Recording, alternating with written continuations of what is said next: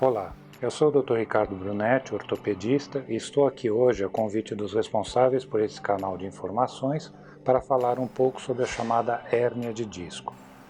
Foi detectada uma extrema curiosidade, número de acessos sobre esse assunto nos sites e canais de busca e nas redes sociais. É um assunto extremamente vasto e cheio de alternativas terapêuticas dependendo do grau, local e intensidade do comprometimento ao nível da coluna.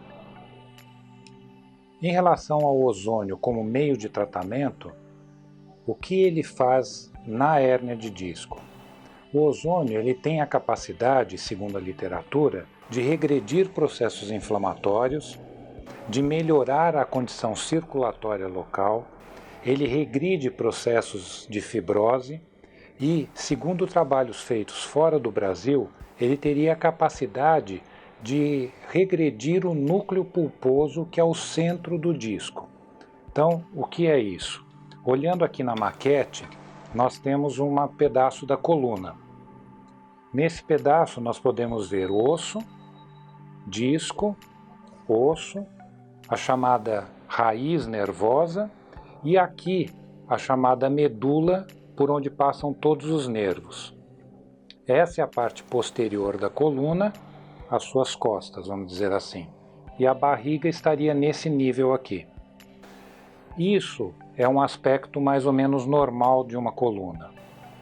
Se nós olharmos nessa posição, o que nós vamos ver aqui em vermelho é a chamada hérnia de disco, que tecnicamente poderia ser um abaulamento, uma protrusão, hérnia ou hérnia extrusa. Na realidade, ela se forma quando a parede do disco enfraquece e o conteúdo que está aqui dentro, que é o núcleo pulposo, extravasa e forma essa herniação. Como ela comprime ou a raiz nervosa ou diretamente a medula, ela produz dor no local ou aonde a raiz nervosa vai. Então, este é o aspecto da coluna, uma região teoricamente normal. Aqui nós temos o abdômen, aqui nós temos as costas, uma vértebra e o chamado disco, que fica entre elas. Uma raiz nervosa e aqui dentro, em amarelo, é a medula, por onde estão passando todos os nervos e emitindo as suas raízes em cada espaço discal. No outro lado, nós temos a chamada hérnia de disco. Essa é a representação figurativa deste fenômeno, que pode ser classificado em abaulamentos, protrusões, hérnias extrusas. O que ele é na realidade é um enfraquecimento da parede do disco que permite o extravasamento do seu conteúdo, chamado de núcleo pulposo. Quando esse extravasamento ocorre, se ele é na região anterior, abdômen, há muito espaço. As coisas podem sair para um canto ou para outro, não há um efeito deletério muito grande. Quando esse núcleo pulposo extravasa para a parte posterior, ele atinge a raiz nervosa, ou então a medula. Isso provoca dor no local ou dor irradiada, dependendo de onde essa raiz nervosa vai. Em relação aos tratamentos feitos com isso, nós podemos ressecar essa hérnia, nós podemos retirar esse disco e colocar um disco novo. Existem inúmeras técnicas.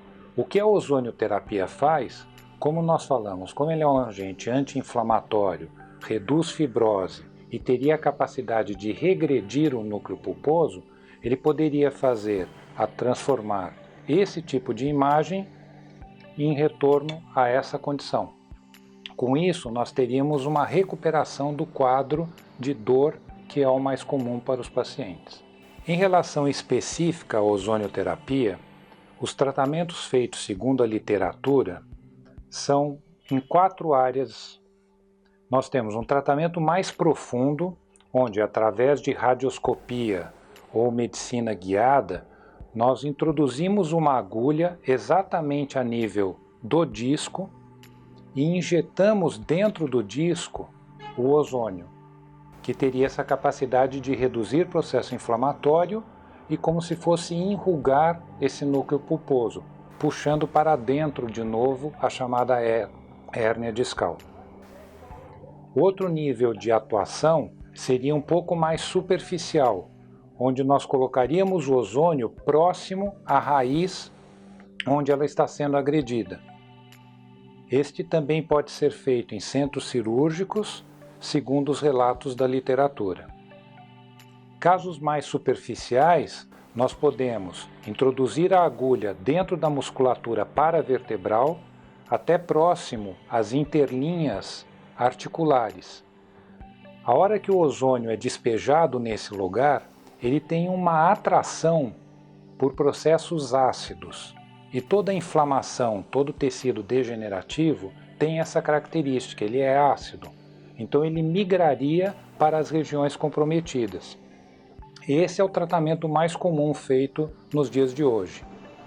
E temos também os pontos mais superficiais, que aí utilizam os pontos de acupuntura, só que em vez da agulha nós utilizamos o ozônio nesses pontos. E utilizam os pontos da chamada terapia neural.